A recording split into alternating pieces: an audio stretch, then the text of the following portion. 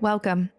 I'm Jessica Tejan, and this is the Evolving to Exceptional podcast, where we talk about reaching peak performance in our workplaces, homes, and communities so that we can live our best life possible, an exceptional life.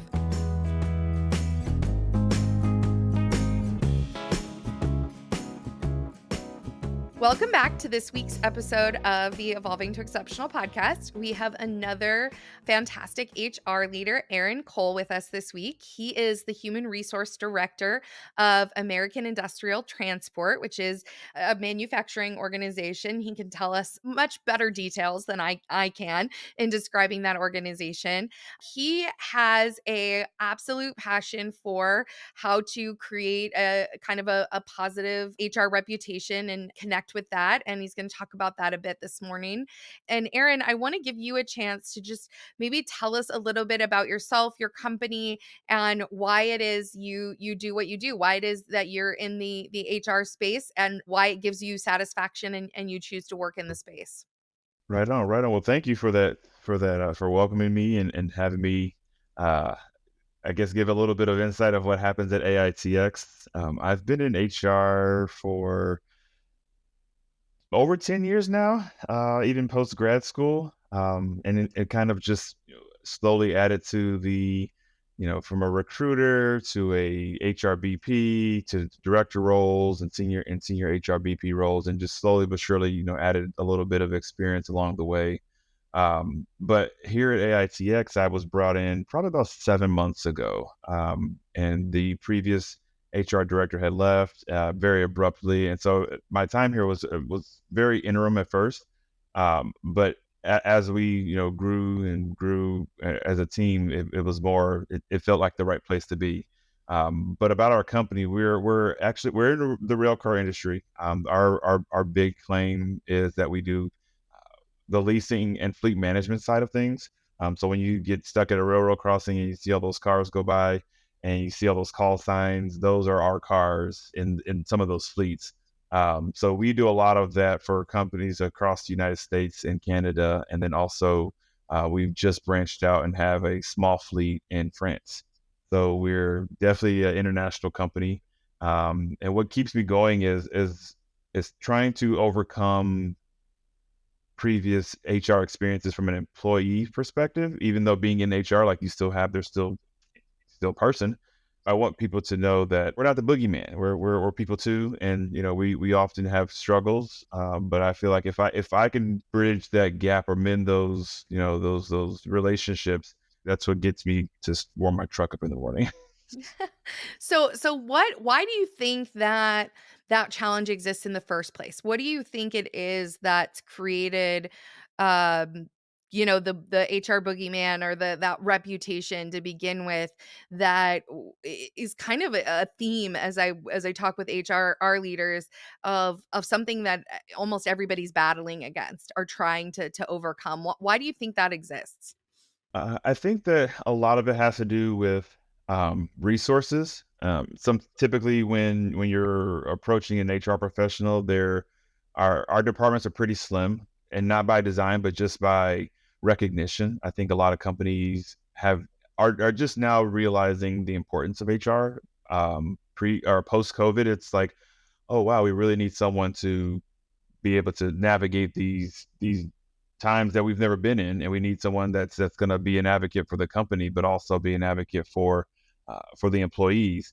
I think also another part of it is that we are we have to play in the gray, because we have to have the best interests of the company, but we also have to make sure that the company isn't doing anything egregious that would affect the employee. And typically, when there's an issue, when people come to HR, it's either a personal issue with a subordinate, supervisor. So there's a lot of making nice, so to speak, and there's never it's very rare that people come and just say hey, and that's one of our goals. I mean, I've got a skee ball. I've got a skee ball game in my office just so that people could come in and just you get people talking, and you get to learn a lot about what they've gone through, what they're going through, and what they actually need. So and it's never ending, because people are the ultimate variable. So you never know what you're going to get. You never know what issue someone's going to come with. You never know what successes or wins that people are going to come with too. So it's always changing and ever evolving, but it keeps it interesting for sure. So what do you think, or how do you do that when you've got an organization that is global, that's large? There's lots of I think, hundreds of people, I can't remember the exact number, but you've got a larger organization. How do you create those relationships across an organization? You can't possibly know everybody on a really personal level when you get to that number of people, right? No, for sure, and I think a big part of us coming into or us when I say us meaning our HR team is being humble, understanding that we don't know we won't have an opportunity to meet everybody at the very beginning. We don't know the ins and outs of everyone's job, and for us to pretend like we do is disingenuous to the people who are the trade professionals or the supervisors or the people who've been here for 40 plus years. I think that also, being in a position that you are able to take constructive criticism, and knowing that you'll have to go into situations where people had not so good of relationships with human resources, or they felt like that they were being treated unfairly. And in some cases, it's like I hear you, I understand you, I understand. Let's I'm not going to discount what you've gone through or what you're experiencing, but this is where we move forward from there, and this is how we make those connections and make those relationships better. I mean, I think as of today we're at about 725 employees, and we are growing our team. But it's one of those things we want to grow it in the right way and not just kind of throw people at processes when we don't really when we're such an evolution of a company. I mean, we were just publicly traded not too long ago, so now we're private equity, and those are very two different types of businesses and industries and personnel and talent to look at. So it's going into situations, whether it's a leadership, being frank and not and understanding that you won't know anything or know everything. I think it makes it for a much more, I guess, warm opportunity to not say, "Oh, here comes HR," as opposed to here comes Aaron. Like that's kind of how Mhm. we want to look at it. You mentioned there that you made a shift from publicly traded to private equity. What's the impact of that? So a lot of it has to do with optics, from coming from looking at it from the outside in. A lot of it has to do with also just the size of the company. When we went from publicly traded, we had a manufacturing division essentially that was probably another 2,000 to 2,500 employees, and so you're taking the same number of people and then kind of dwindling it down because you have you're missing an entire division that went went in a different direction. I still think the approach is the same. I still think that the people who've been through the acquisitions, been through the being public, being private, I still think that the approach still has to be with the tribal knowledge of the organization, and not necessarily saying that oh, that's how we've always done it is the wrong way, but being able to say, that's cool, but how about we try it this way? How about we try a different approach and see if we get the definition of insanity is doing the same thing over and over, expecting different results. And so, not to say that we were trying to change things that were working just fine, but in regards to process improvement and bettering those processes, starting from the ground. Like you can't build a house with a weak foundation, so you have to start at the very bottom and be able to work those ways up. And it's been a struggle, because there's kind of a eyes head down, eyes forward approach in some cases where people are just, hey, we've gone through all these changes, we've gone through COVID, we've gone through all these ups and downs. As long as I keep my head down and keep my eyes forward, then everything will be okay. And that's those are some struggles that we are coming upon for sure. To let people not let their guard down, but be receptive to change and receptive to, moving that needle forward, whether it's more conversations, whether it's visits, physical visits to the plants and to the sites. I mean, hopefully I get to visit our Paris location, but that's that's probably that I'll might put be in a ticket for that. That sounds yeah, like a good yeah. plan. We might Yeah. have to have like there has to be a work seminar. Yeah. What are some of those foundational elements that you're talking about? I think that's a great way to put it, that you've got to build the foundation, because otherwise it'll all fall down, right? So, what are some of those components that are really important to get in place, or that you've had to work on getting in place in order to ensure that you have that strong foundation?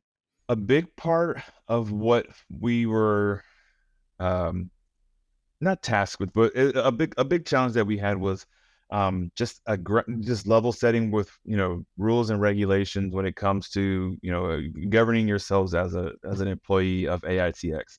Um, at one point, we had a different handbook for every site location, and I understand every site does things a little bit differently, but in regards to moving as a unified force, we had to basically set the groundwork and I mean it was a big work in progress. We redid our entire handbook, kind of set a precedence, but then also have call outs that maybe this site does this thing one way because of where they're located, and that's fine, but that doesn't mean that it's a company standard. So we'll pull out site specific policies, and have them govern that way.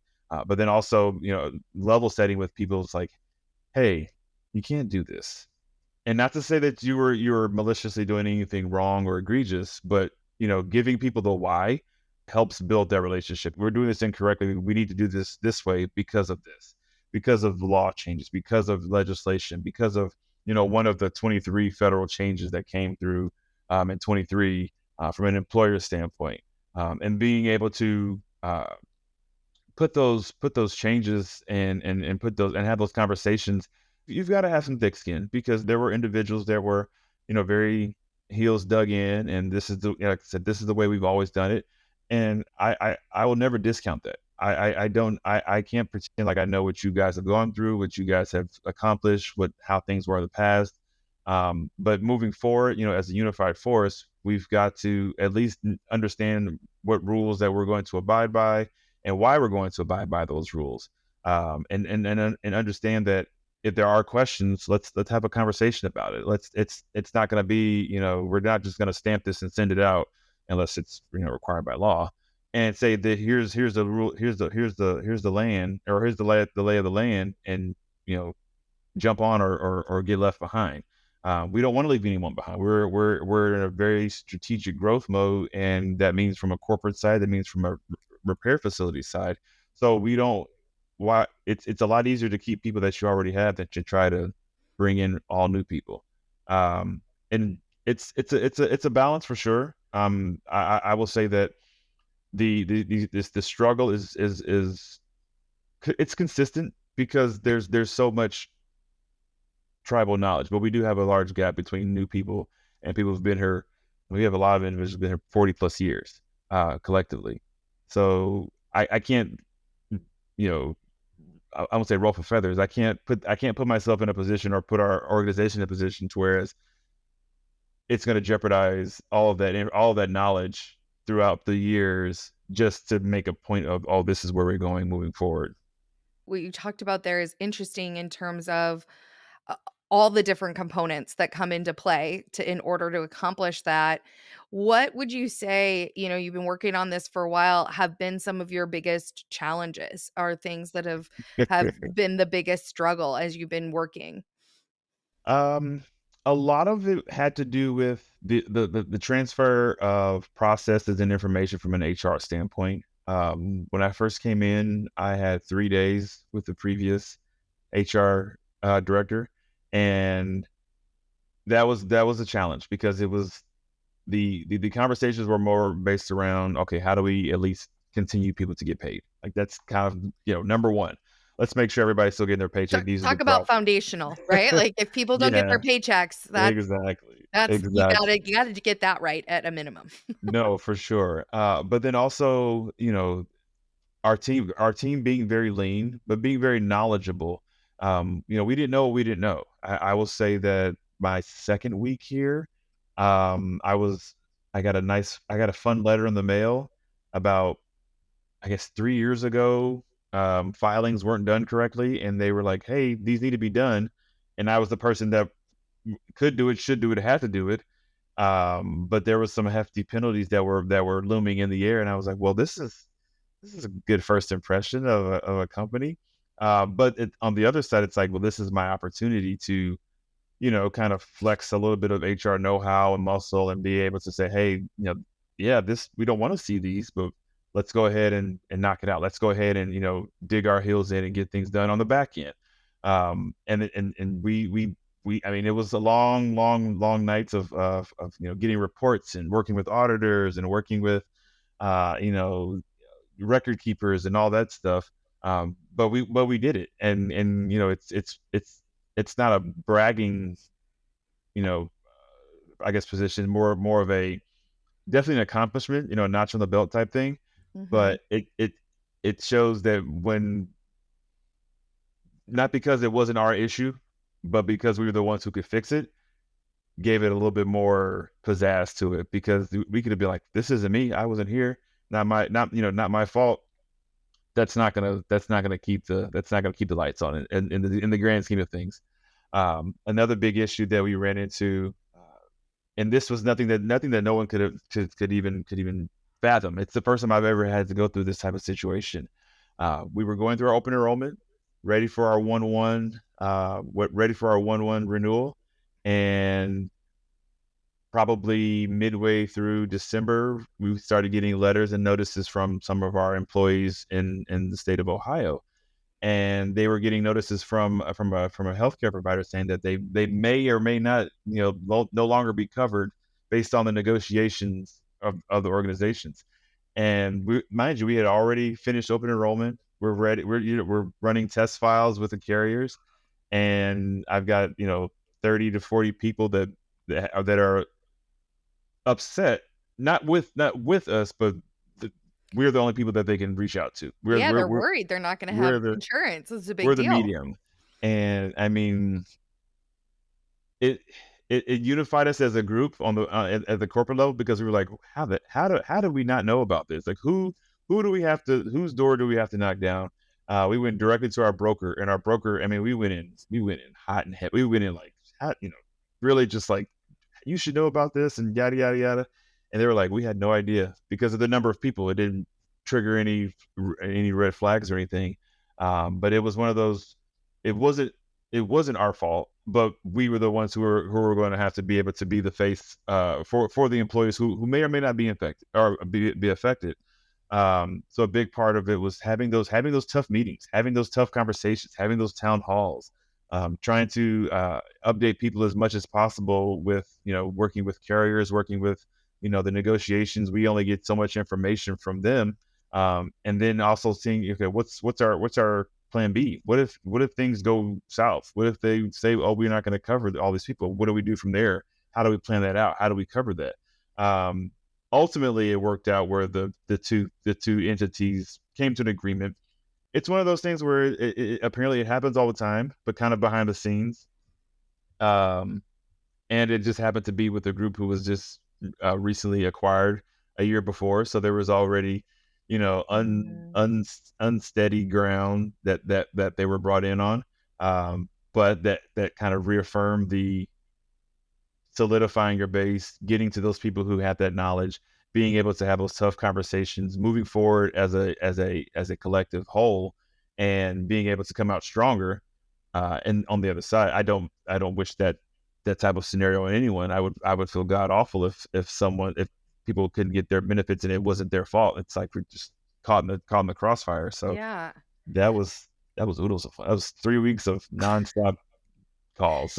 I can totally imagine, and, I think what that situation highlights that I think is really, impactful is that how often, and I think this happens a lot in HR actually, where something totally unpredictable, you are doing all the right things, following all the right steps, suddenly happens and you have to completely pivot to change your focus, to have all of those tough conversations, to shift and figure out how to solve a problem that wasn't a problem 24 hours before it showed up.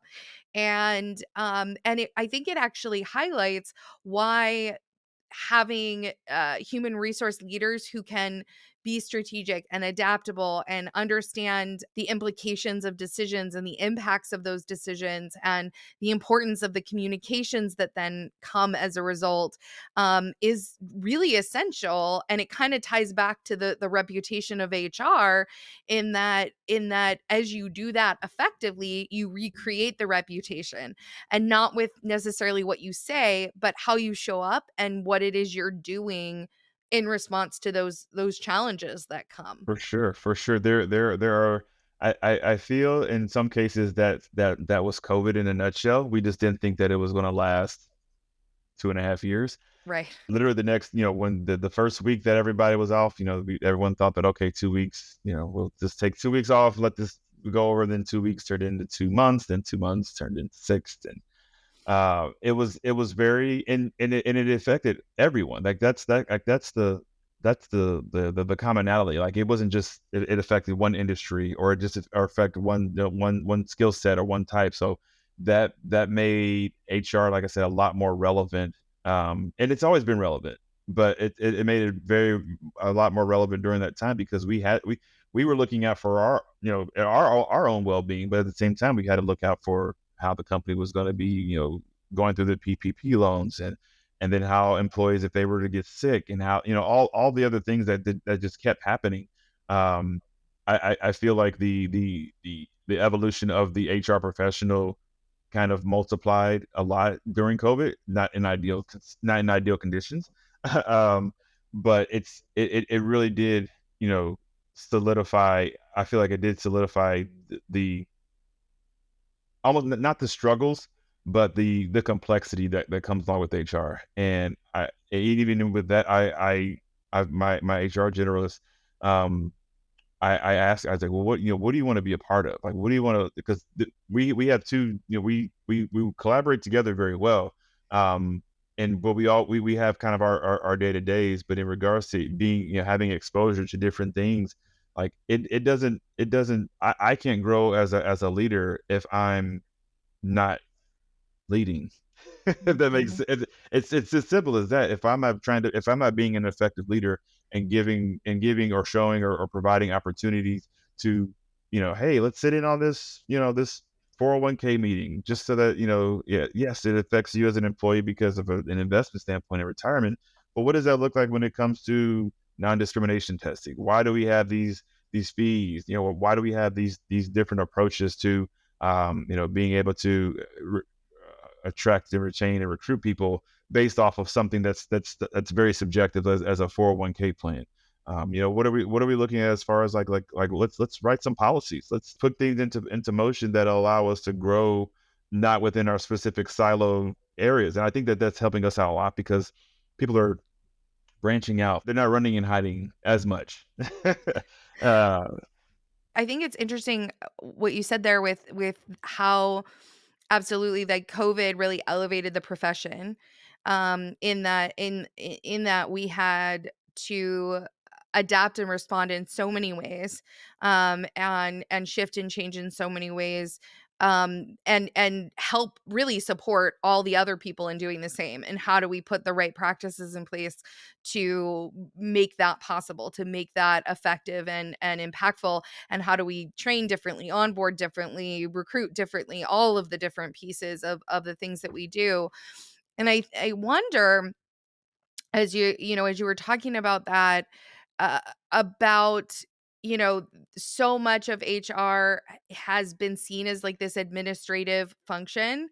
And it's almost as if that administrative piece is it exists, but it's so far in the background now because of the different technologies and systems that we have to be able to accomplish things. We're not, manually having to file personnel folders the same way that maybe existed in the past, or things like that. And so when we get those systems, and when we get that technology in place, we really can be that strategic, people-based, humanity-based leader, in the organization. So as you think about that role, that strategic, make a difference in terms of the business role, what do you see as the most important thing to be accomplishing? What do you see as, that could be because of the challenge, or because of what strategically can help your business grow, or meet its goals? What do you think is most important from that, strategic and enhancing the performance of people kind of standpoint? I think a big part of it, and kind of my driving force, is putting the human back in human resources. There are many times that, and often people say just go to HR. The term HR and human resources are completely different, even though they're the same. Whether it's a tough conversation or a strategic conversation, or a conversation that's we're just floating in an idea and kind of seeing where things land.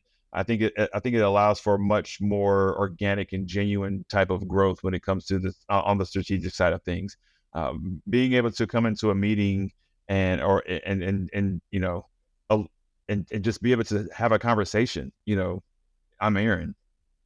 I just happen to work in human resources. Like there's got to be that identity side of things, and I know that in some cases with our strategy and our growth and our trying to mend relationships, people feel like that they've been just subjected to their title as opposed to the person. And I make it a very strong point to address people, whether it's by their first name or whatever they go by, and really kind of the psychological side of it. Looking at active listening, really being able to pull out things from a personal standpoint, really being able to kind of you know, I won't say level set, but be able to get in this, walk in someone else's shoes, to understand, why they may feel this way, or why they may have this opinion, or approach or design. And I do think that a lot of the administrative tasks a lot of them have been automated. I will say that we are a little slower to adapt some of those automations. So it's one of those, the day to day, but I think that it's allowing us to use that as a talking point, because we don't have those fancy systems in place just yet. Like we're in the process. Um, but with that comes, change adoption, and this is how we've always done it. And kind of the same, I guess I would say pushback. I'll say just challenge that we face, just writing a new policy or a handbook, or anything like that. So from the strategic side, I look at it as really focusing on the human aspect of human resources. Really looking at it from the how is this going to affect this person, as opposed to what are we going to do to change this entire group of people. Like you've got to individualize it, because we are individuals. You've got to individualize it because in some cases, one bad apple could spoil the bunch. But then also, if you have if it's the other way around, then everybody's going to want to up their game. Everybody's going to want to be better. Everybody's going to want to participate more. Everybody's going to want to, in some cases, stand out and be recognized, without having to be called on. So it's a never growing thing. I think it's different between industries. This industry is very a lot more blue collar, so it's a lot more relatable in some cases. My dad was an electrician. My mom's an art teacher. So like, I feel like I can't get any more blue collar than that in some cases. Uh, but understanding that just because I work in HR doesn't mean it's cold. Doesn't mean I'm not approachable. So that's why I really try to lead with the human aspect of it. I love that you have such passion around it and making that difference. And even we talked you talked a little bit, and I talked earlier about the administrative component. Part of that I think is that what you're doing now in terms of getting into an HRIS system, or like the elements of that are highly complex, that it's not actually just punching numbers into a system, or like the truly administrative tasks that exist, that have existed, are so much more complex around communication and doing it effectively and rolling out and managing change and all the things you were talking about that you have to deal with in those different situations. I'm curious what you see right now that the people within your business most need. So the people, the human side of your organization, what do they need the most right now? What are they maybe struggling with the most, or they need support around the most right now, in their day to day, or in terms of their performance journey? I think a big part of it, and our group right now collectively we've been together for a short amount of time. I think a lot of it is it's definitely starting on the relationship side, because a lot of it has to do with the buy-in from the 30, 40 year tenured employees. Not everyone likes change, but it happens. Like, the weather's going to change every day, the seasons change, the traffic changes. But you don't have to like it. You can not like summer, you can not like winter, but it's going to happen. Yeah. Well, in some cases, it depends on where you live. It might not. True. Climate change might be changing that for some people, but I think that's one of our biggest struggles, is that we are so. I hate using passionate, but it's involved, engulfed, dedicated to making, not even just the company, because I feel like making the company better, you can't start without the people. Like that, I always go back to the people, and so that's our biggest struggle is getting that. Well, we don't want, we've always done it this way, or this is how it's always been done, and the adoption to change. But there is a the resilient factor. Like, we know we've come from other organizations where we've put these systems in process, or we've put these systems in place, and we've seen productivity go through the roof. We've seen attrition go take a nosedive. We've seen turnover numbers, take a nosedive as well, uh, because of being able to have more time to have those conversations, and not say, oh, I can't talk to you 'cause I'm doing payroll. Well, let's see how much time we've got to talk, because payroll's kind of doing itself right now. We're just, spot checking. Or let's see how much time we have to do when we're actually talking through an FMLA leave, or what that means, and kind of spell it out for you. So it's not just oh yeah, by the way, it's job protection for the 12 weeks, and really being able to bridge the what people think they know from an HR standpoint to what we actually have to provide to them. Access of information, whether it's things that most carriers offer, but most employers don't even know that are even around. I mean, I've got a treasure trove of things that come with our benefits packages, that one, it would make our enrollment guide ginormous. So it's like I don't put it in there, but using our intranet, using our LinkedIn, using news blasts, being able to get that information out in front of people, and being there for them to ask the questions to understand it. Like, that's the big part. It's like, you can say, here's all the stuff, figure it out, and it's no better than it. I feel like that creates the more of the head down, eyes forward, get my work done, go home, and not really be as an involved part of the company as I could be, should be, or want to be.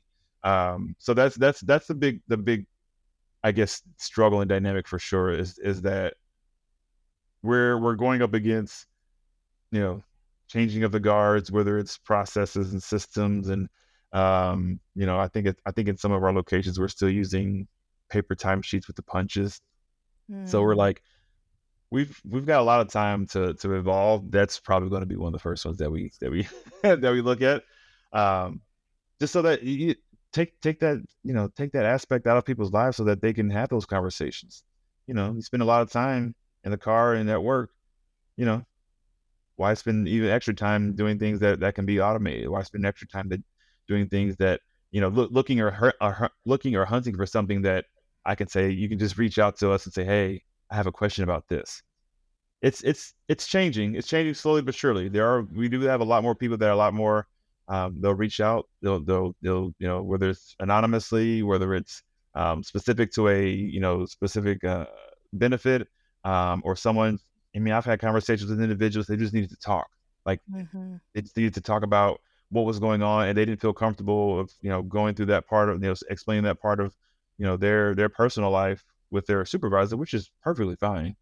But had we been too inundated with our processes or our administrative tasks, maybe things wouldn't have turned out so well for the individual. Maybe they would have went down a path that probably shouldn't have gone down. Mhm. Uh, Mhm.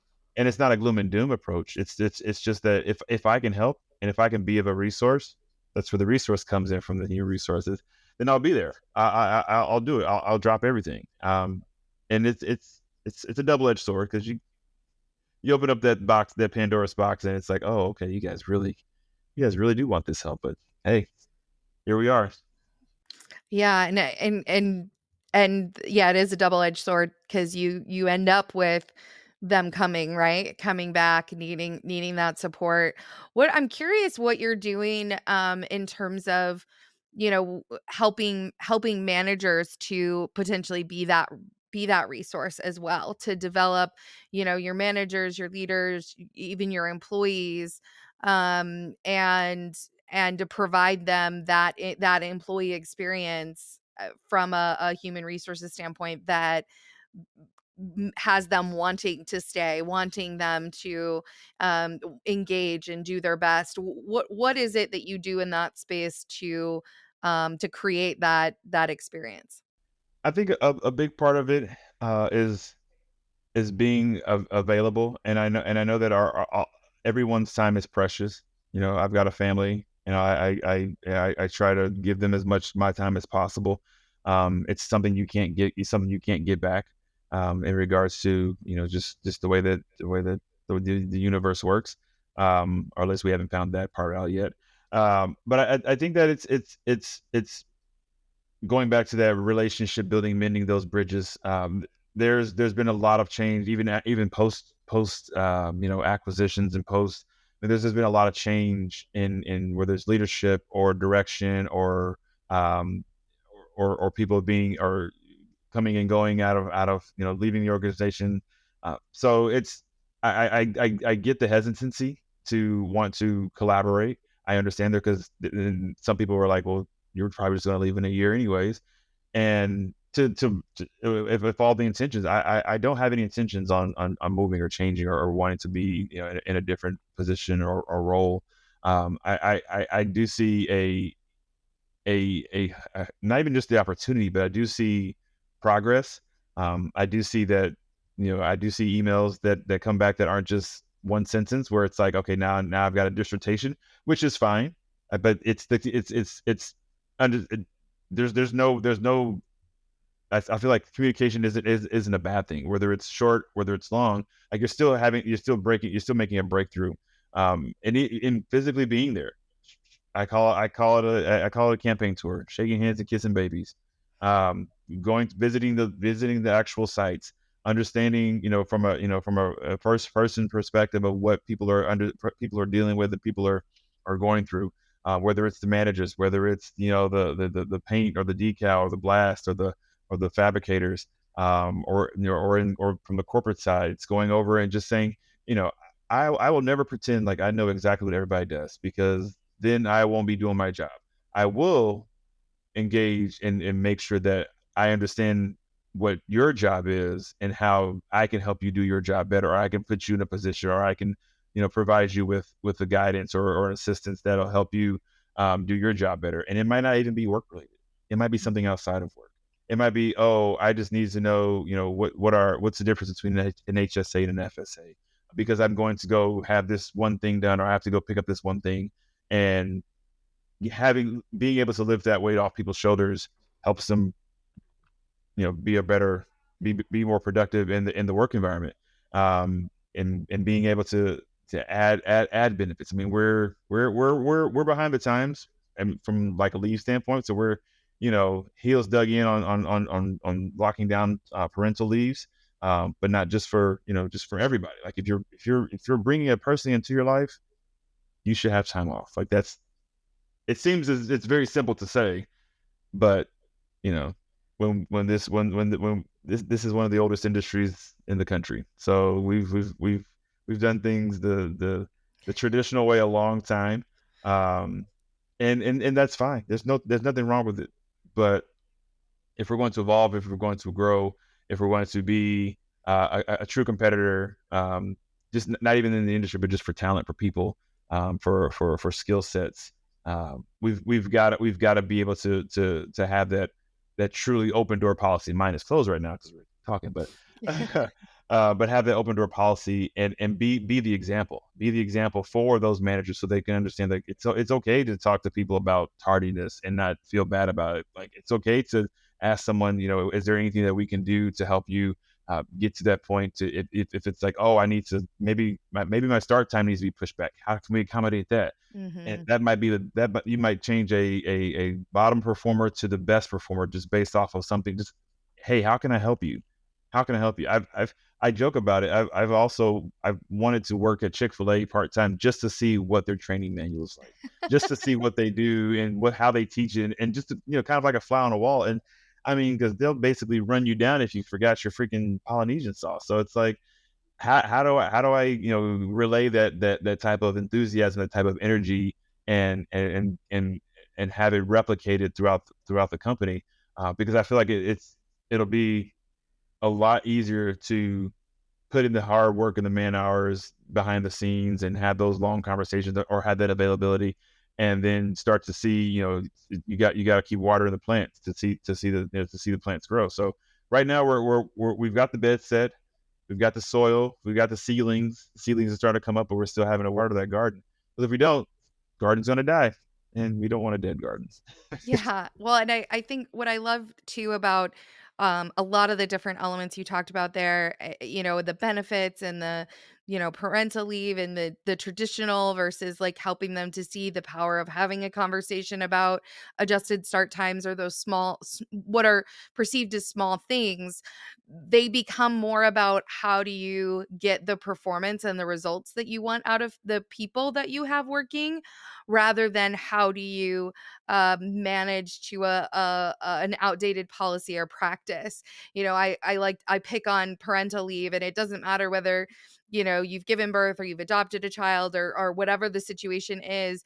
Those, if you've got a new baby at home, you're probably not sleeping, and so do you want that employee showing up to work without sleep, without, not able to actually perform? And so it actually, some of those decisions actually become decisions about what's best in terms of performance output.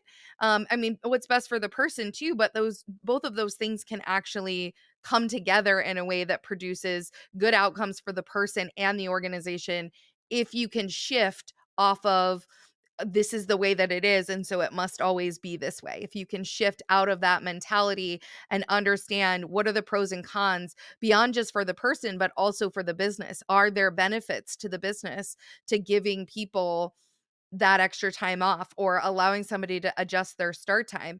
Absolutely there is, right? If showing up 30 minutes later means they can get their kid to school and they're not late every day, in terms of a normal start time, maybe you get better results from that person. And so I think it can go a long way. So Aaron, I've loved our conversation here. I'm curious if you have any final thoughts or anything you'd like to share with our audience as we wrap up this episode. No, I appreciate it. I really appreciate that. This has been a great experience. I kind of get really long-winded in some cases, so I'm trying to be mindful and obviously respectful of your time, and obviously very humble to be in your presence. I think that a takeaway is, you know HR departments are still people. Like we still go home, we still sit in traffic, we still have to, we still have to we have the same challenges in life. Maybe they're in different different periods of our life or times of our life or anything or something like that. But I think that being able to understand that we advocate for the company as well as for the employee because we represent the company, but we're also an employee. So we have to play both sides, and sometimes that's hard for people to either understand or to disassociate with each other. Um, but a true and a passionate HR professional, you will be able to tell. Um, and even though we run a very lean department, and like I said, not by design, there's just so much that we're trying to unpack. Um, we will, from a departmental standpoint, we will make sure that anyone that comes along can kind of fit that human first approach to everything, whether it's benefits, whether it's leave, whether it's time and attendance, whether it's pay, whether it's all those things. Like we want to have a human first approach because without the people, there's no business, and without the human, you can't provide the resources. So that kind of makes my job null and void. Yeah, absolutely. That is an interesting way to look at it. And as of yet, there is no way to have a business that does not have humans in it. So let's hope that it stays that way and that we don't actually end up with businesses and workplaces that are entirely computer generated. But for now, the human is absolutely essential to our workplaces, to our businesses, to everything that we try to accomplish. Absolutely. Aaron, thank you so much for sharing your experience and all of your amazing insights about what it means to create a truly caring and connected HR department, and to kind of dispel some of the myths about uh, HR and why we do what we do, or why we're there in the first place. So thank you so much for coming on today's No, thank episode. I you. I so appreciate appreciate it. you being here.